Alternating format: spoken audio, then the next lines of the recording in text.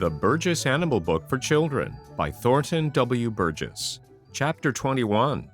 Flitter the Bat and His Family. In the dusk of early evening, as Peter Rabbit sat trying to make up his mind whether to spend that night at home in the dear old briar patch with timid little Mrs. Peter or go over to the Green Forest in search of adventure, a very fine squeaky voice, which came right out of the air above him, startled him for a moment. "Better stay at home, Peter Rabbit. Better stay at home tonight," said the thin, squeaky voice. "Hello, Flitter!" exclaimed Peter, as he stared up at a little dark form darting this way, twisting that way, now up, now down, almost brushing Peter's head, and then flying so high he could hardly be seen. "Why should I stay at home?" "Because I saw Old Man Coyote sneaking along the edge of the Green Forest. Reddy Fox is hunting on the Green Meadows, and Hooty the Owl is on watch in the Old Orchard," replied Flitter the Red Bat. "Of course, it is no business of mine what you do, Peter Rabbit, but were I in your place, I certainly would stay at home. Gracious, I'm glad I can go where I please when I please. You ought to fly, Peter. You ought to fly. There's nothing like it." "I wish I could," sighed Peter. "Well, don't say I didn't warn you," squeaked Flitter, and darted away in the direction of Farmer Brown's house. Peter wisely decided that the dear old briar patch was the best place for him that night, so he remained at home, to the joy of timid little Mrs. Peter, and spent the night eating, dozing, and wondering how it would seem to be able to fly like Flitter the Bat.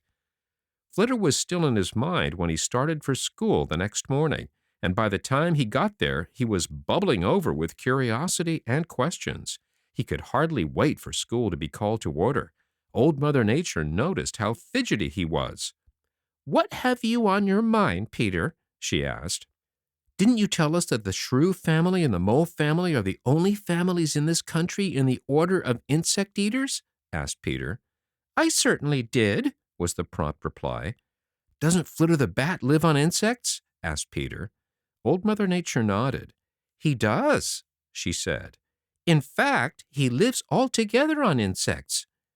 "Well, then why isn't he a member of that order?" demanded Peter. Old Mother Nature smiled, for she was pleased that Peter had thought of this. "That question does you credit, Peter," she said. "The reason is that he and his relatives are so very different from other animals that they have been placed in an order of their own. It is called the Chiroptera, which means wing-handed. How many of you know Flitter the Bat?" "I've often seen him," declared Jumper the Hare. "So have I," said Chatterer the Red Squirrel. Each of the others said the same thing. There wasn't one who hadn't watched and envied Flitter darting about in the air just at dusk of early evening, or as the black shadows were stealing away in the early morning. Old Mother Nature smiled. "Seeing him isn't knowing him," said she.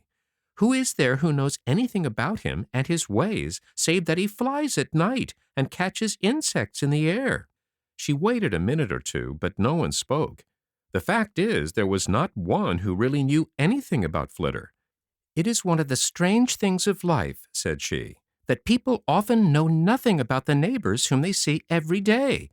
But in this case, it is not to be wondered at. I suspect none of you has seen Flitter, excepting in the air, and then he moves so rapidly that there is no chance to get a good look at him. I think this is just the time and place for you to really make the acquaintance of Flitter the Red Bat." She stepped over to a bush and parted the leaves. Hanging from a twig was what appeared at first glance to be a rumpled, reddish-brown dead leaf. She touched it lightly. At once it came to life, stirring uneasily. A thin, squeaky voice peevishly demanded to know what was wanted. "You have some callers, a few of your friends who want to get really acquainted with you. Suppose you wake up for a few minutes," explained Old Mother Nature pleasantly. Flitter, for that is just who it was, yawned once or twice sleepily, shook himself, then grinned down at the wondering faces of his friends crowded about just under him. "Hello, folks," said he in that thin, squeaky voice of his. The sunlight fell full upon him, but he seemed not to mind in the least. In fact, he appeared to enjoy its warmth. He was hanging by his toes, head down, His wings folded. He was about 4 inches long, and his body was much like that of a mouse. His fur was fine and thick, a beautiful orange red. For his size, his ears were large. Instead of the long head and sharp nose of the mouse family, Flitter had a rather round head and blunt nose. Almost at once, Peter Rabbit made a discovery. It was that Flitter possessed a pair of bright little snapping eyes, and didn't seem in the least bothered by the bright light. "Where did that saying, 'blind as a bat,' ever come from?" demanded Peter. Old Mother Nature laughed. "Goodness knows, I don't," said she. "There is nothing blind about Flitter. He sleeps through the day and does his hunting in the dusk of evening or early morning. But if he is disturbed and has to fly during the day, he has no trouble in seeing. Flitter, stretch out one of your wings so that everybody can see it." Obediently, Flitter stretched out one of his wings. Everybody gasped, for it was the first time any of them had ever seen one of those wings near enough to know just what it was like. Flitter's arm was long, especially from his elbow to his hand, but the surprising thing was the length of his 3 fingers. Each finger appeared to be about as long as the whole arm. From his shoulder, a thin, rubbery skin was stretched to the ends of the long fingers, then across to the ankle of his hind foot, on that side, and from there across to the tip of his tail.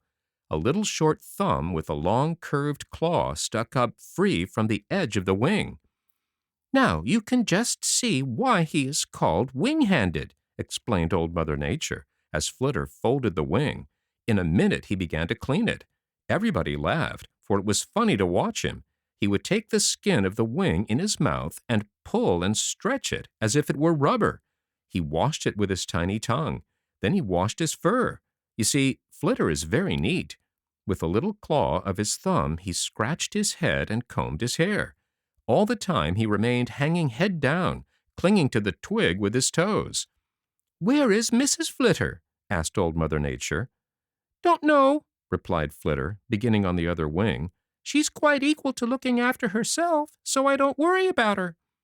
"Nor about your babies, Flitter. I'm ashamed of you. You are a poor kind of father," declared Old Mother Nature severely.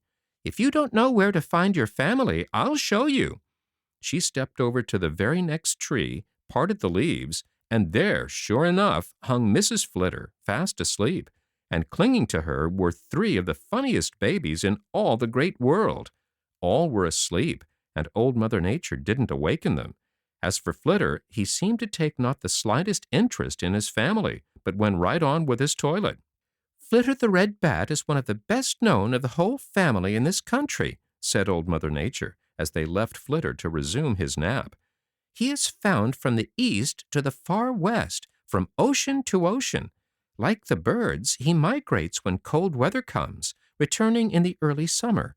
Although, like all bats, he sleeps all day as a rule. He doesn't mind the sunlight, as you have just seen for yourselves.